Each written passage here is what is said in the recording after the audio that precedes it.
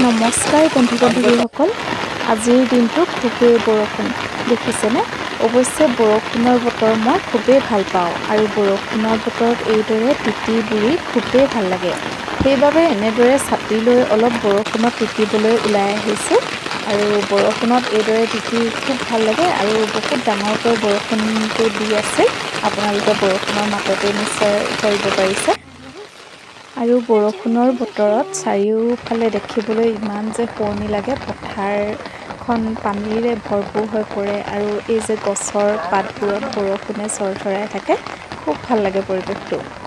সেইকাৰণে ছাতি লৈ এনেকৈ বৰষুণৰ বতৰ উপভোগ কৰিছোঁ।